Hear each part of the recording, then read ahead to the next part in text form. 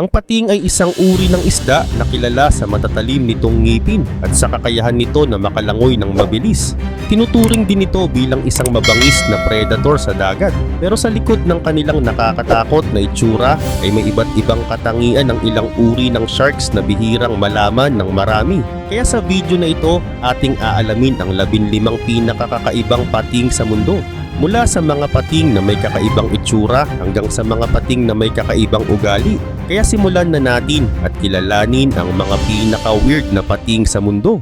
Number 1. 3 distinct non-interbreeding great white sharks. Ang great white shark or scientifically known as Carcharodon carcharias ay kilala bilang pinakamalaking predatory fish sa dagat na may 3 distinct at non-interbreeding populations, ang North Atlantic, South African at Indo-Pacific populations. Iba-iba ang mga genetic na katangian ng bawat grupo kaya't hindi sila nabubuntis kahit magkasalubong ang dalawang magkaibang lahi. Samantala, ang bawat uri ng populasyon ay nakakapag-adapt batay sa kanilang tirahan, gaya ng sa North Atlantic na kung saan ang mga great white sharks ay sumusunod sa paggalaw ng seals na kanilang pangunahing pagkain, habang ang mga nasa South African waters naman ay aktibo sa mga lugar na maraming sea lions. Bukod rito, itinuturing silang napakadelikado sa tao at maraming pag-atake na sa tao ang nangyayari dahil sa test bite o pagsubok na kagatin ng pating ang tao dahil inaalam nito kung anong klaseng hayop ang kanyang nakasalubong. Sa ganitong mga insidente, ang great white shark ay maaring umatake ngunit hindi sinasadya, lalo na kapag napagkamalan nilang seal ang isang tao. Dahil sa kanilang lakas at laki, ang bawat kagat ay maaring magdulot ng malubhang pinsala o kamatayan. Sa katunayan, ayon sa International Shark Attack File, ang great white sharks ang may pinakamaraming confirmed unprovoked attack sa tao kaysa sa ibang uri ng shark. Bukod sa pagiging apex predator, kakaiba ang great white shark dahil sa kanilang mataas na intelligence at complex social behavior. Nakakapaglakbay sila ng libu-libong kilometro upang maghanap ng pagkain o para magparami, na isang patunay ng kanilang kakayahang mag-survive sa magkaibang uri ng marine environment. Dahil sa kanilang pagiging sensitibo sa electromagnetic fields, ay nakakatulong ito para makahanap sila ng kanilang prey kahit sa malalim at madilim na parte ng dagat. Number 2. Ghost shark. Ang ghost shark na kilala rin bilang Camira o ratfish or scientifically known as Camiriformis ay hindi totoong pating ngunit kamag-anak o kalahi ng mga ito at kabilang sa isang sinaunang grupo ng mga cartilaginous fish na nag-exist ng mahigit 300 million years na ang nakalipas. Kakaiba ang ghost shark dahil may kakaibang itsura ito na madalas itong may malamultong kulay, matulis na ilong at madilim na mga mata na tila kumikislap sa ilalim ng dagat. Isa pang katangian ng ghost shark ay ang mga plate-like teeth na ginagamit nito para durugin ang mga crustacean at mollusk na pangunahing bahagi ng kanilang food diet. Samantala, hindi delikado sa tao ang ghost shark dahil madalas itong naninirahan sa malalim na bahagi ng dagat sa lalim na 200 hanggang 2,600 meters, kaya bihira itong makasalamuha ng tao. Kaya naman wala pang naiulat na pag-atake mula sa ghost shark dahil hindi naman ito agresibo at maliit lamang ang kanilang katawan. Gayun din, mas pinipili nitong manatili sa tahimik at madilim na lugar kung saan nag-aabang ito ng maliliit na hayop na mahuhuli sa ilalim ng dagat. Ang pagiging bihira at mahiwaga ng ghost shark ay nagbibigay rito ng kakaibang atraksyon sa mga marine biologists. Ang kanilang pangamoy ay lubos na sensitibo at may espesyal na mga sensory organs ang mga ito sa paligid ng kanilang bibig na tumutulong sa paghahanap ng pagkain sa dilim.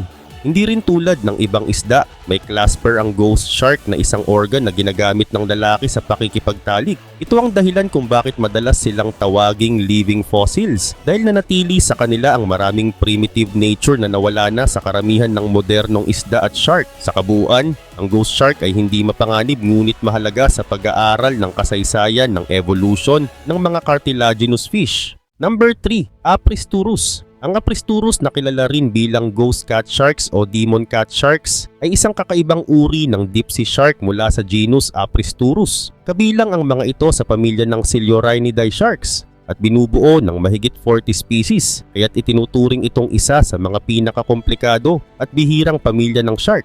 Madalas silang natatagpuan sa malalim na bahagi ng dagat mula 200 hanggang 1,800 meters at naninirahan sa madilim at malamig na kailaliman ng dagat kung saan limitado na ang pag-aaral ng mga marine biologists sa kanilang pamumuhay at pag-uugali.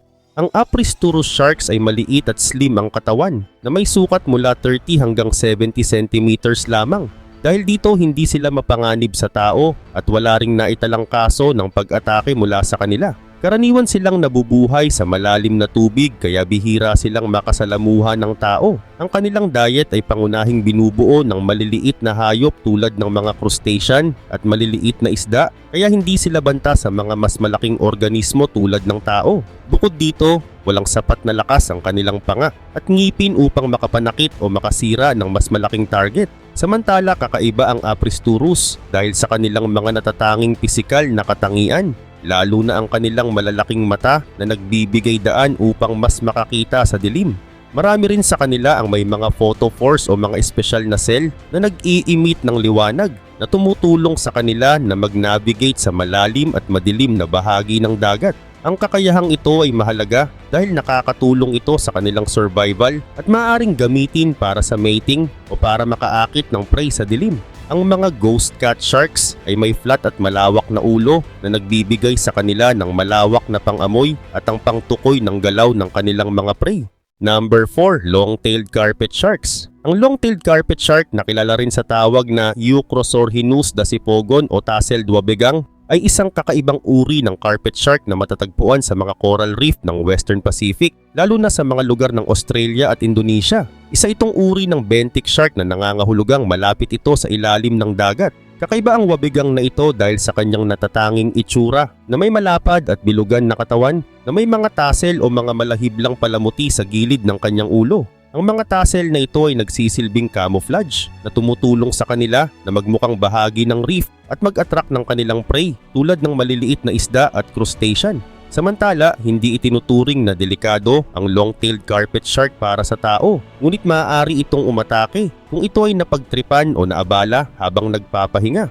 Madalas silang nananatili sa ilalim at bihirang-bihira ang paggalaw nito, kaya't hindi madalas makita ng tao. Samantala, ang kanilang primary strategy sa panghahunt ay ang ambush predation na kung saan naghihintay lamang sila ng prey na malapitang lumangoy sa kanila at sa kanila ito bigla ang hinuhuli gamit ang kanilang malalaking bibig para sa mabilisang pag-atake. Dahil sa kanilang mga serrated o may spike na ngipin, ang kagat nila ay maaaring magdulot ng malalim na sugat lalo na kung tatangkain na lapitan o hawakan ng shark na ito. Ang long-tailed carpet shark ay talagang unique hindi lamang sa kanyang itsura kundi sa kanyang likas na kakayahang mag-blend sa paligid. Kadalasang ginagamit nila ang kanilang makulay na pattern at tassels bilang paraan ng crypsis o ang kakayahang magtago sa kapaligiran. Isa rin itong halimbawa ng isang nocturnal predator dahil aktibo ito sa gabi.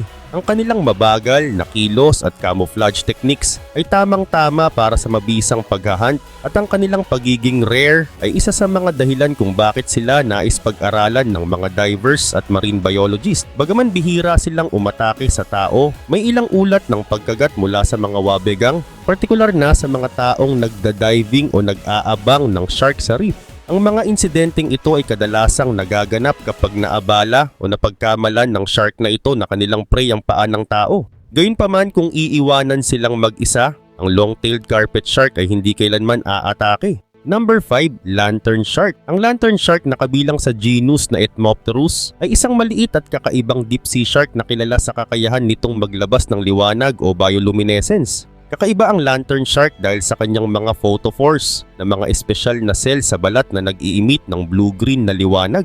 Sa madilim na kailaliman ng dagat, ginagamit ng lantern shark ang liwanag na ito bilang camouflage upang mag-blend in sa kapaligiran at hindi mahalata ng mas malalaking predator. Sa liwanag ng dagat mula sa itaas, ang liwanag na galing sa kanilang katawan ay tumutulong upang magmukha silang invisible sa ilalim, na isang technique na tinatawag na counter-illumination. Bukod sa proteksyon, pinaniniwala ang ginagamit din nila ang bioluminescence para maka-attract ng prey at para makipagkomunikasyon sa ibang lantern sharks. Samantala, hindi ito delikado sa tao dahil ang kanilang average na laki ay umaabot lamang ng 15 to 30 centimeters. Maliliit lamang sila at naninirahan sa dagat na may lalim na 300 hanggang 1,500 meters, kaya bihira silang makasalamuha ng tao. Bagaman may matutulis silang ngipin, ang kanilang diet ay pangunahing binubuo lamang ng maliliit na isda, pusit at iba pang maliliit na organismo sa dagat. Kaya naman wala pang naiulat na insidente ng pag-atake ng lantern shark sa tao at hindi sila agresibo. Ang kanilang katawan ay slim at elongated at mayroong mga maliliit na fins na nagtataglay ng spiny structure bilang proteksyon sa mga predator. Isa pang dahilan kung bakit kakaiba ang lantern shark ay ang kanilang pag-aanak at ang mga ito ay ovoviviparous, na ibig sabihin ang mga embryo ay lumalaki sa loob ng katawan ng ina ngunit nakatira sa mga egg sac. At ito ay isang bihirang paraan ng pag-aanak na nakakatulong sa kanilang survival sa malupit na kondisyon ng kalaliman ng dagat. Number 6, megamouth shark. Ang megamouth shark or scientifically known as Megaphasma pelagios ay isang bihira at kakaibang uri ng shark na unang nadiskubre noong 1976 at simula noon ay napakakaunting sightings at pag-aaral lamang ang naisagawa tungkol dito.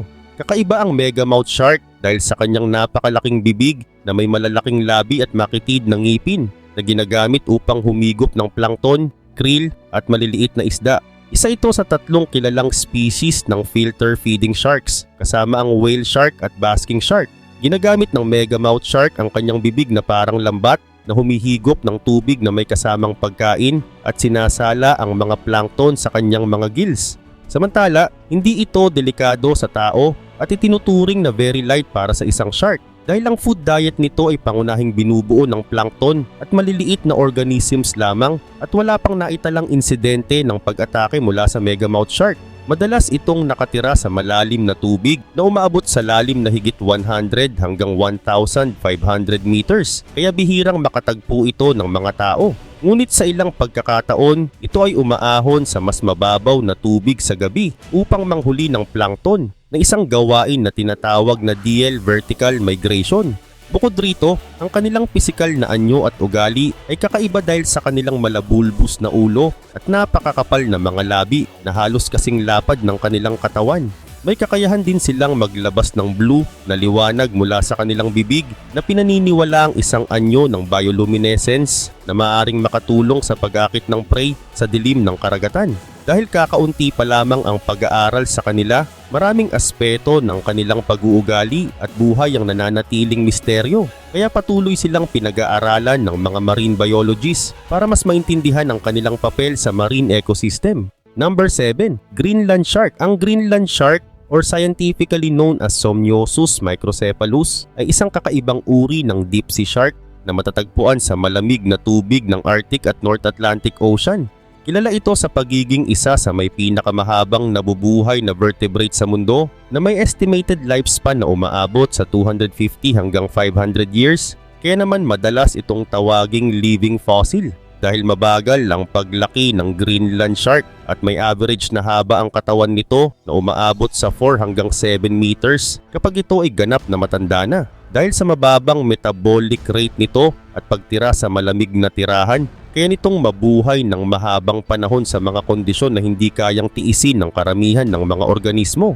Samantala, ang Greenland shark ay hindi itinuturing na delikado sa tao dahil sa kanyang mabagal na paglaki at pamumuhay sa malalim na tubig. May ilang ulat ng pagkakakita sa mga Greenland shark malapit sa baybayin, ngunit walang naitalang insidente ng pag-atake sa tao. Bukod rito, ang kanilang food diet ay binubuo ng mga isda at maging ng iba pang marine mammals tulad ng seals. Sila ay scavenger o tagalinis ng dagat kaya minsan ay makikita silang kumakain ng mga patay na hayop sa seabed.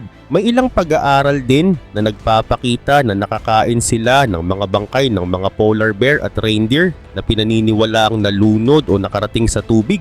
Bukod rito, kakaiba rin ang Greenland shark dahil ang kanilang karne ay nakakalason kapag hilaw dahil may mataas na antas ito ng trimethylamine oxide o TMAO na isang compound na nakakapinsala sa sistema ng tao.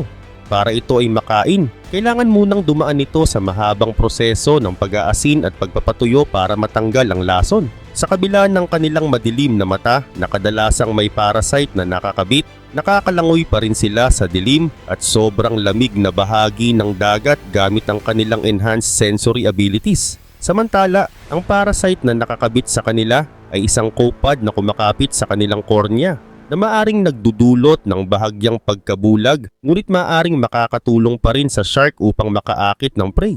Sa kabuuan, ang Greenland shark ay isang tahimik at di-agresibong shark na walang banta sa tao. Ang mga ito ay isa ring mahalagang bahagi ng ecosystem bilang scavenger na tumutulong sa paglilinis ng seabed. Number 8. Basking shark. Ang basking shark or scientifically known as Cetorhinus maximus ay ang pangalawa sa pinakamalaking isda sa mundo, pumapangalawa sa whale shark at maaring lumaki ng hanggang 12 meters ang haba.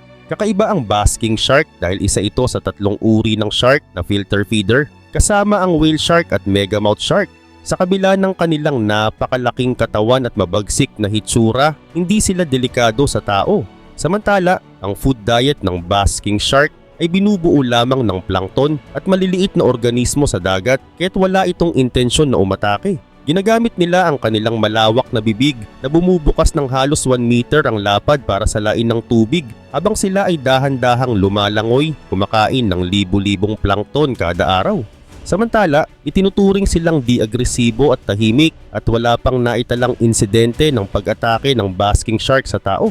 Karaniwan silang makikita sa mga malamig at mayamang tubig sa Northern Hemisphere, gaya ng sa Atlantic at Pacific Oceans, lalo na sa mga lugar kung saan maraming plankton sa panahon ng spring at tag-init. Kadalasang makikita ang mga ito malapit sa baybayin at minsan ay lumalangoy ng malapit sa ibabaw ng tubig. Kaya't nakuha nila ang pangalang basking dahil tila nagpapahinga o nagpapaaraw sa ibabaw ng dagat. Bukod rito, ang isa pang katangi-tanging aspeto ng basking shark ay ang kanilang kakayahang magpatuloy sa paglangoy ng dahan-dahan habang nakabukas ang bibig na nagbibigay ng kakaibang anyo na minsan ay nagdudulot ng takot sa mga hindi pamilyar sa kanila. Sila ay may napakabagal na metabolic rate at kayang maglakbay ng malalayong distansya upang maghanap ng pagkain na bahagi ng kanilang survival strategy. Sa kabila ng kanilang laki, bihira ang kanilang sightings at marami pa ring aspeto ng kanilang buhay ang nananatiling misteryo para sa mga mananaliksik. Sa kabuuan, ang basking shark ay isang harmless giant ng dagat na nakasalalay sa mga plankton para mabuhay. Ang kanilang malabibing tela na bibig, kakaibang filter feeding behavior at non-aggressive nature ay ginagawang iconic na simbolo ng marine biodiversity. Isa rin silang mahalagang bahagi ng marine ecosystem at isang reminder ng kalikasan na may mga nilalang na kahit mukhang nakakatakot ay tagapagpangalaga ng karagatan. Number 9. Bonnethead shark. Ang bonnethead shark or scientifically known as Spirna tiburo ay isang maliit at natatanging uri ng hammerhead shark na kilala sa hugis ng ulo nitong parang pala o bonnet na mas bilugan kaysa sa ibang hammerhead species. Karaniwang umaabot lamang ito sa 90 hanggang 120 centimeters ang haba, kaya't ito ang pinakamaliit sa pamilyang Spirnidae. Kakaiba ang bonnethead shark dahil ito lang ang kilalang uri ng pating na omnivorous o may kakayahang kumain ng parehong hayop at halaman. Bagaman kadalasan itong kumakain ng crustaceans, pusit at maliliit na isda, natuklasan ng mga mananaliksik na kaya rin nitong tunawin at pakinabangan ng damong dagat o seagrass na bumubuo ng hanggang 60% ng kanilang food diet sa ilang lugar. Samantala, hindi itinuturing na delikado ang bonnethead shark sa tao dahil sa kanilang maliit na sukat at non-aggressive na pag-uugali. Wala pang naiulat na kaso ng pag-atake ng bonnethead sa tao at bihira silang lumapit sa mga lugar kung saan maaring magdulot sila ng panganib. Sila ay karaniwang matatagpuan sa mababaw na tubig ng mga baybayin, estuaries at mga seagrass bed sa mga rehiyon ng Atlantic at Gulf of Mexico. Ang kanilang kakayahang mag-adapt sa iba't ibang uri ng food diet ay nagpapakita ng kanilang flexibility sa ilalim ng tubig at nakakatulong ito sa kanila na makasurvive sa iba't ibang uri ng marine environment. Ang isa pang katangian ng bonnethead shark ay ang kanilang social behavior na madalas silang makita sa maliliit na grupo lamang. Ang kanilang malaking bilugan na ulo ay hindi lamang para sa panggalaw kundi tumutulong din sa kanilang heightened senses, partikular sa pag-detect ng prey sa ilalim ng buhangin. Ang shark na ito ay may maliit na katawan, kaya hindi rin nito kayang umatake ng malalaking biktima. Ang kanilang pagiging omnivorous ay kakaibang adaptasyon sa mundo ng mga shark na karaniwang carnivorous na nagbigay ng mahalagang insight sa mga pag-aaral sa evolution ng marine species. Sa kabuuan, ang bonnethead shark ay isang hindi nakakatakot ngunit natatanging bahagi ng marine biodiversity. Ang kanilang kakaibang hugis ng ulo, omnivorous diet at gentle nature ay nagbibigay daan para mapanatili ang balanse ng marine ecosystem, lalo na sa mga seagrass habitats kung saan sila nakatira. Number 10, pocket shark. Ang pocket shark or scientifically known as Molluscoma parini ay isang napakabihirang uri ng shark. Nakakaiba hindi lamang sa kanyang maliit na sukat kundi pati na rin sa kanyang unique adaptations na bihirang makita sa iba pang species. Ang pangalan nitong pocket shark ay galing sa mga maliliit na pocket o gland na matatagpuan sa bawat gilid ng kanyang katawan. Malapit sa mga palikpik nito. Ang mga gland na ito ay may kakayahang maglabas ng phosphorescent fluid na maaaring ginagamit nito upang makaakit ng prey o upang malito ang mga predator sa madilim na kalaliman ng dagat. Ang pocket shark ay lumalaki lamang ng halos 14 centimeters, kaya't ito ang isa sa pinakamaliit na uri ng shark na natuklasan. Dahil sa kanilang maliliit na katawan at non-aggressive nature, hindi itinuturing na delikado ang pocket shark sa tao at wala pang naitalang pag-atake o kahit sighting sa mga shallow waters na malapit sa mga tao dahil madalas silang matatagpuan sa malalalim na bahagi ng karagatan, partikular sa Gulf of Mexico at ilang parte ng Pacific Ocean. Dahil napakabihira ng sightings ng pocket shark, ang karamihan sa kanilang behavior at ecology ay nananatiling misteryo sa mga mananaliksik. Sa ngayon, 2 specimen pa lamang ang opisyal na nai-record, kaya napakaliit ng ating kaalaman sa kanilang populasyon at pamumuhay. Bukod naman sa kanyang maliit na laki at kakaibang phosphorescent pockets, ang pocket shark ay kilala rin sa kanyang smooth na katawan at medyo cylindrical na itsura na nagbibigay daan sa kanya na mabilis na makagalaw sa tubig.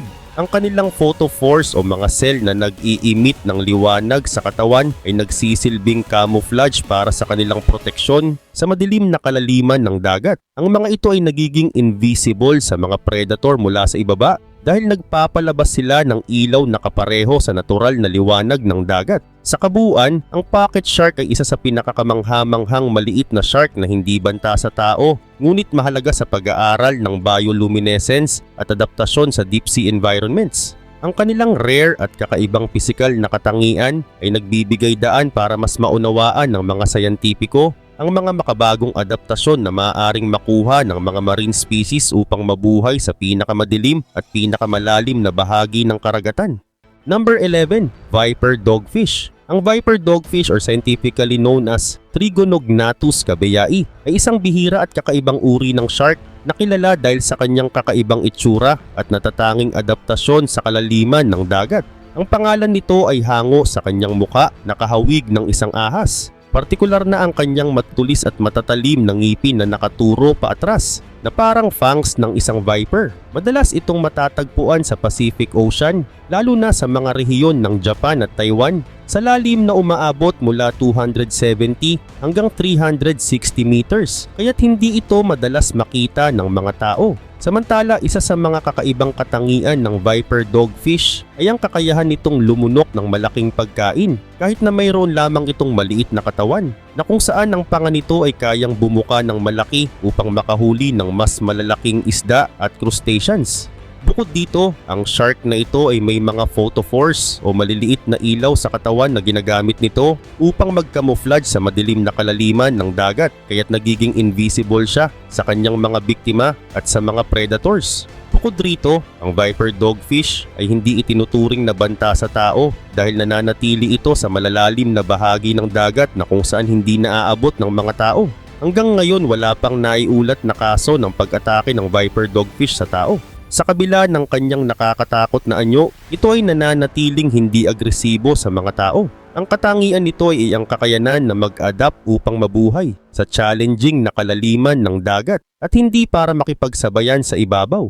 Gayunpaman, dahil sa limitadong kaalaman tungkol dito, patuloy pang pinag-aaralan ng mga sayantipiko ang mga aspeto ng kanyang biology at ecology upang mas maunawaan ang mga katangian nito. Number 12, frilled shark. Ang frilled shark or scientifically known as Chlamydoselacus anguineus ay isang kakaibang uri ng pating na mukhang halimaw sa ilalim ng dagat. Tinatawag na living fossil ito dahil halos hindi nagbabago ang anyo nito sa loob ng milyon-milyong taon. Ang frilled shark ay makikita sa malalim na bahagi ng karagatan. Karaniwang nasa 500 hanggang 1,500 meters ang lalim sa mga rehiyon ng Atlantic at Pacific Oceans, pati na rin sa Japan at Australia. Ang katawan nito ay mahaba at hugis-il na may sukat na umaabot ng hanggang 2 meters at napapalibutan ng maliliit na fin. Kaya ito tinaguriang frilled o may ruffle na itsura.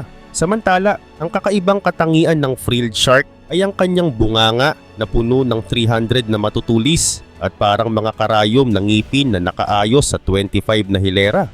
Dahil sa mga ngiping ito, kaya niyang makagat ang malalaking isda, pusit at iba pang nilalang sa dagat na bumibiktima sa kanyang teritoryo. May unique na paraan din ito ng pag-atake dahil sa halip na biglaan ng paglusob, ini-stalk nito ang kanyang biktima at saka mabilis na umaatake na tulad ng isang ahas. Gayunpaman, ang frilled shark ay hindi itinuturing na agresibo. Hindi pa ito kilalang umaatake sa tao at nananatiling malayo sa mga lugar na kadalasang pinupuntahan ng tao. Dahil sa malalim na habitat nito, bihira itong makita o makasama ng mga tao. Subalit dahil sa kanyang nakakatakot na anyo, madalas itong napagkakamalang isang mapanganib na nilalang. Bagaman hindi ito itinuturing na direct threat, ang frilled shark ay simbolo ng kung gaano ka-mysterious at kakaiba ang mga nilalang sa kalaliman ng dagat. Ang kanyang ancient features ay nagbibigay ng clues sa mga scientists tungkol sa evolution ng mga shark at kung paano sila nabubuhay sa challenging na kondisyon ng deep sea.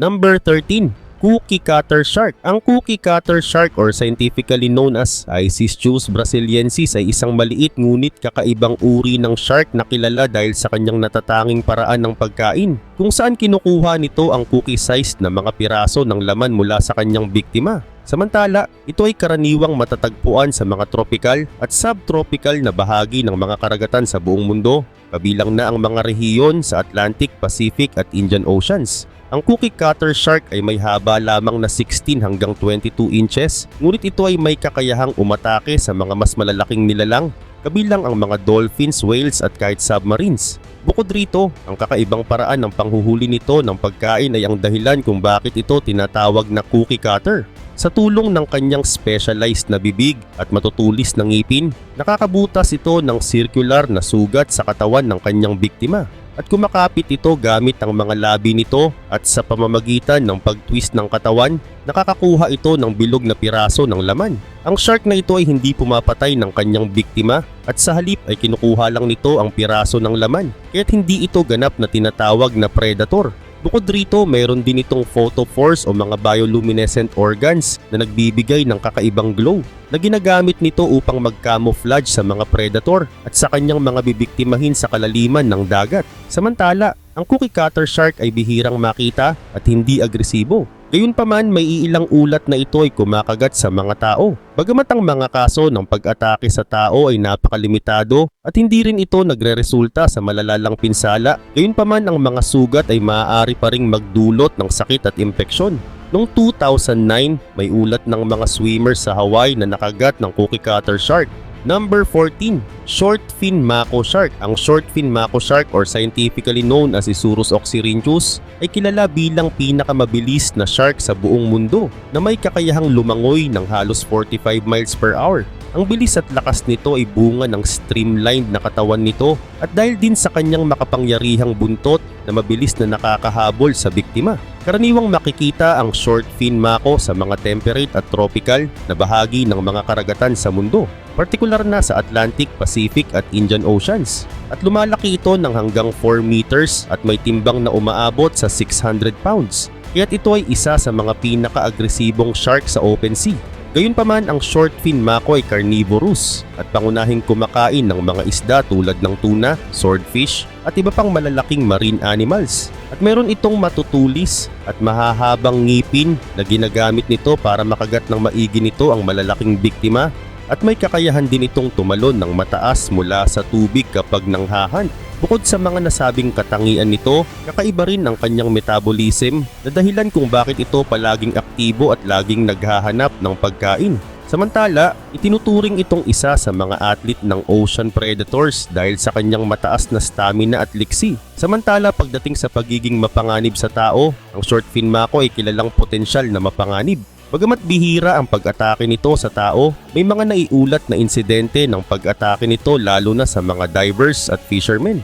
Dahil sa kanilang bilis at lakas na lubhang nakakadagdag sa panganib sa tao, kaya naman may ilang nai-record na insidente na kung saan tumalon ang mako sa mga bangka na kung saan ang mga tao ay nanghuhuli ng isda na nagdulot ng panganib sa mga tao sa paligid. Gayunpaman, kadalasan hindi ito basta-basta nag-a-attack kung hindi nararamdaman ang banta. Number 15, treasure shark. Ang treasure shark or scientifically known as Alopias vulpinus ay isang kakaibang uri ng shark na madaling makilala dahil sa kanyang natatanging mahabang buntot na halos kasing haba ng kanyang buong katawan. Ang buntot na ito, nakilala bilang caudal fin, ay hindi lamang basta na kanyang buntot dahil isa ito sa mabisang sandata na ginagamit ng treasure shark sa panghuhuli ng pagkain. Sa pamamagitan ng pag-whip ng kanyang buntot ay kaya nitong pataubin ang maliliit na isda gaya ng sardinas at anchovies na nagiging mas madali para sa kanya na hulihin ang mga ito. Samantala, may tatlong pangunahing species ng treasure shark. Una ay ang common treasure or scientifically known as Alopias vulpinus. Ang isa naman ay ang bigay treasure or scientifically known as Alopias superciliosus. At ang pelagic treasure or scientifically known as Alopias pelagicus. Samantala ang treasure shark ay maaring lumaki ng hanggang 6 meters. Ngunit ito ay itinuturing na hindi agresibo at bihirang makihalubilo sa tao. Mas kilala ito bilang isang mahiyain at solitaryong nilalang na kadalasang matatagpuan sa malalalim na bahagi ng tubig sa mga rehiyong temperate at tropical sa buong mundo. Sa kabila ng malaking sukat at natatanging buntot nito, wala pang naitalang seryosong pag-atake ng treasure shark sa tao at ito ay hindi itinuturing na delikado at karaniwan ay iniiwasan ng pakikipag-ugnayan sa mga tao. Samantala, ang pagiging kakaiba ng treasure shark ay hindi lamang sa kanyang anyo kundi pati na rin sa kanyang paraan ng pamumuhay at panghuhuli ng pagkain. Dahil sa natatanging hunting technique nito, patuloy na pinag-aaralan ng mga marine biologists ang shark na ito upang mas maintindihan ang ecological role nito at ang epekto ng overfishing o ang labis na panghuhuli nito ng isda sa ganitong uri ng shark. Ang nahuhuling treasure shark ay mahina dahil sa kanyang mabagal na reproductive rate, kaya naman kasalukuyang may mga conservation efforts upang maprotektahan ito at masiguro ang kalusugan ng marine ecosystems.